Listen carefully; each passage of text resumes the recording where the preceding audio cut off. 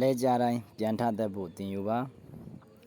အတိတ်ကိုပြန်မကြည့်နဲ့အနာဂတ်ကိုမျှော်မကြည့်နဲ့ပိစုပန်ကိုအာယုံစိုက်ပါလဲကြနေတဲ့အချိန်မှာအတိတ်ရဲ့အမှားတွေအနာဂတ်ရဲ့စိုးရိမ်ပူပန်မှုတွေမတွေးပဲ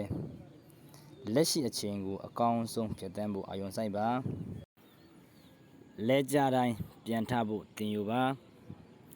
လဲကြတာကအားနည်းချက်မဟုတ်ဘူးပြန်မထတတ်တာကမှအားနည်းချက်ပါလဲကြတိုင်းပြန်ထဖို့တတိနဲ့ဇွဲရှိပါအခက်ခဲတွေကအသင်းကိုပုံမခိုင်မာလာစေတယ်ဘဝမှာကြုံတွေ့ရတဲ့အခက်ခဲတွေကအသင်းကိုအားနည်းစေတာမဟုတ်ပဲပုံမခိုင်မာလာစေတယ်ဒါကြောင့်အခက်ခဲတွေကိုရင်ဆိုင်ပါအမောင်ထဲမှာမိတောက်လေးတစ်ခုလင်းနေသွေးမျိုးလင်းချက်ရှိပါတယ်ဘလောက်ပဲအမောင်ထူနေပါစေမိတောက်လေးတစ်ခုလောက်လင်းနေသွေးမျိုးလင်းချက်ကရှိနေပါတယ်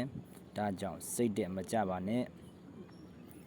ဘဝဆိုတာလဲကြပြီးပြန်ထတတ်ဖို့ပါပဲလဲကြတိုင်းပြန်ထဖို့တတိနဲ့ဇွဲရှိပါအရှုံးဆိုတာအနိုင်ရဖို့သင်ခန်းစာပါအရှုံးကိုမကြောက်ပါနဲ့အရှုံးကနေတင်ယူပြီးပိုကောင်းအောင်ကြိုးစားပါဘဝဆိုတာခရီးတစ်ခုပါပန်းတိုင်မဟုတ်ဘူးလဲကြတာကခရီးရဲ့အစိပ်ပိုင်းတစ်ခုပါပဲဒါကြောင့်ခရီးကိုအားရပါရရှောက်လန်းပါတင်းကိုတင်ယုံကြည်မှုရှိပါ